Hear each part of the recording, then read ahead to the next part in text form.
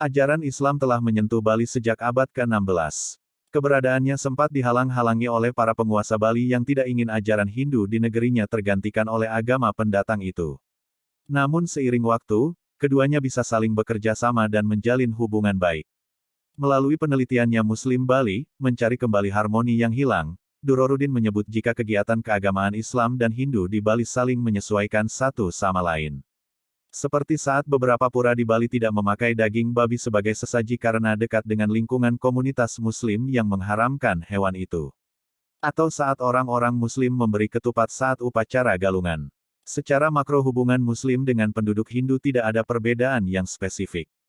Semua sama dalam corak hubungan, yakni terbangun apa yang disebut sebagai Nyame Islam, saudara Islam, kata Durorudin. Advertising. Namun yang paling unik, orang-orang Islam dan Hindu pernah terlibat dalam proses mempertahankan wilayah Bali dari penyerangan tentara Belanda. Meski akhirnya mereka terlibat dalam konflik yang sempat memecah persaudaraan dua agama tersebut. Menghalau pengaruh Belanda, upaya kolonialisasi di wilayah Kepulauan Nusantara memasuki babak baru. Pertengahan abad ke-19 hampir tiap daerah telah berada di bawah kuasa penjajahan. Namun tidak semua, karena hingga 1840, Bali masih memiliki kerajaan yang memerintah secara mandiri dan sama sekali tidak ada dalam kontrol pihak manapun termasuk pemerintah Hindia Belanda.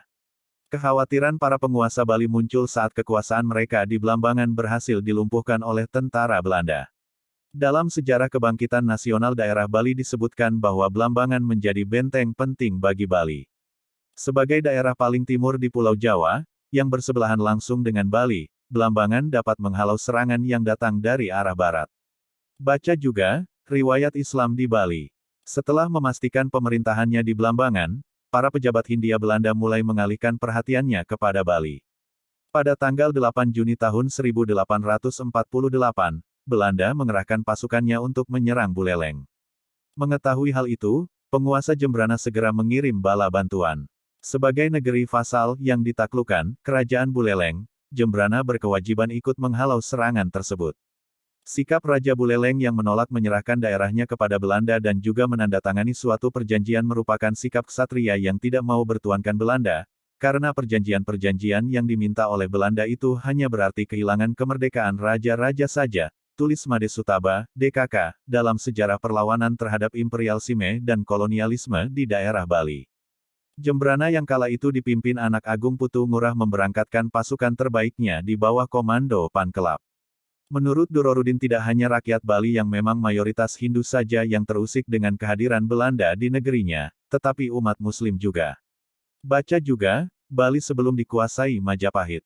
Dalam sejarah keberadaan umat Islam di Bali, Salah Saidi dan Yahya Ansori mengatakan kalau sejak awal orang-orang Islam di Bali anti terhadap kolonialisme. Sehingga mereka pun ikut berjuang dengan mengirim pasukannya ke Buleleng.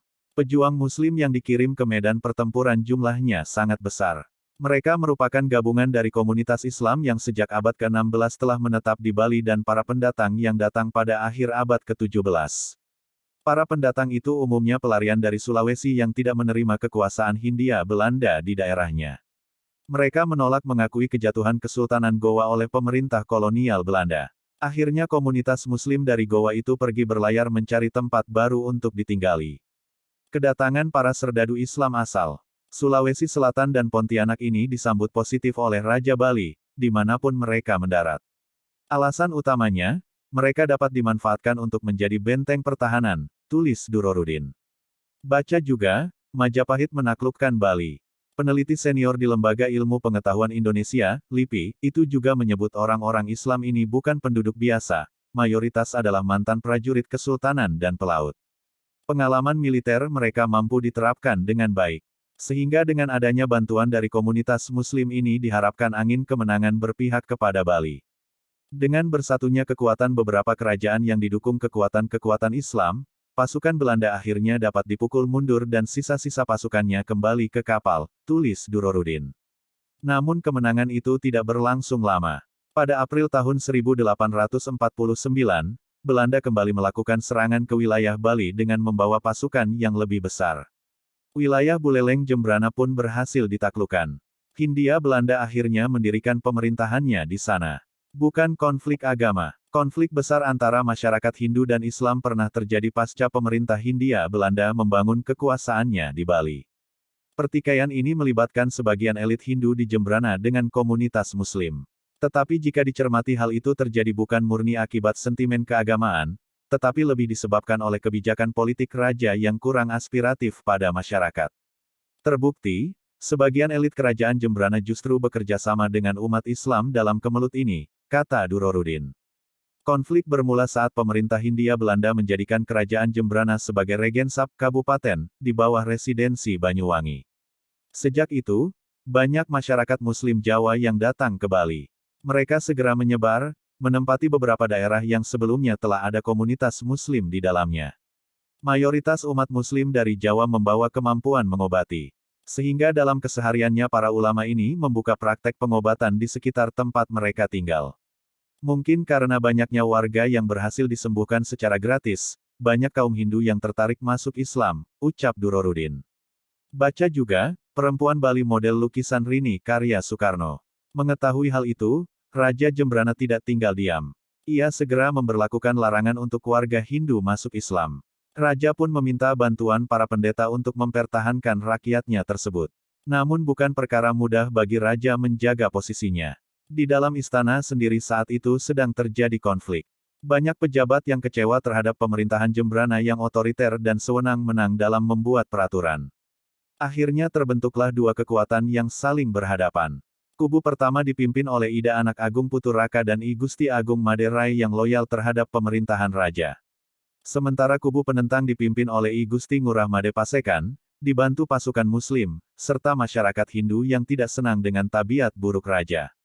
Pemerintahan buruk Raja Jembrana sebenarnya telah dilaporkan kepada para pejabat Hindia Belanda di Banyuwangi, melalui surat gugatan Komisaris Hindia Belanda nomor 85 tahun 1855. Namun karena tidak kunjung mendapat tanggapan, pasukan penentang raja akhirnya melancarkan serangan. Perang antara dua kubu itu meletus pada tanggal 2 Desember tahun 1855. Baca juga, Amukan di Nusa Dewata. Pertempuran berlangsung sengit. Kubu Made Pasekan melancarkan serangan dari wilayah Loloan menggunakan meriam bekas pertempuran dengan Belanda. Sementara pihak kerajaan memakai persediaan senjata mereka yang besar, ditambah meriam-meriam bekas penyerahan kapal-kapal pasukan Muslim dari Sulawesi. Meski pasukan Made Pasekan kalah jumlah dengan pasukan kerajaan, tetapi mereka mampu menguasai jalannya pertempuran. Tentara Muslim dianggap memberikan efek besar, sama seperti saat melawan pasukan Belanda dahulu. Merasa tertekan, Raja Anak Agung Putu Raka dan para pejabat yang mendukungnya memilih mundur dari Jembrana. Pemimpin pasukan Muslim, Syarif Abdullah bin Yahya Al-Qodri, yang melihat kemenangan pasukannya kemudian memberi ultimatum kepada Raja Jembrana. Ia berkata, "Maaf Tuanku yang mulia, Anda telah diambang pintu keruntuhan. Sesungguhnya kami terlarang membunuh orang yang menyerah. Kami mengangkat senjata bukan hendak merebut kekuasaan, tetapi kami menyebarkan agama sambil berniaga dan menolak sekeras-kerasnya perbuatan zalim yang menghambat agama kami." Baca juga, Pesona Wisata Pulau Dewata. Catatan milik pemerintah Hindia Belanda di Banyuwangi, dalam Radvan Bestur Os Indische Government, menyebut kalau Raja Jembrana pergi ke Buleleng setelah meninggalkan kekuasaannya. Tahta Jembrana pun diserahkan kepada Made Pasekan, tahun 1855 sampai tahun 1866. Masa pemerintahan Made Pasekan disebut-sebut sebagai era keemasan perkembangan Islam di Bali dan perniagaan di sekitar Bandar Loloan. Wilayah komunitas Islam juga meluas ke beberapa daerah, seperti Rening, Pabuahan, dan Tegal Badeng. Hubungan Muslim-Hindu pun kembali berlangsung secara harmonis.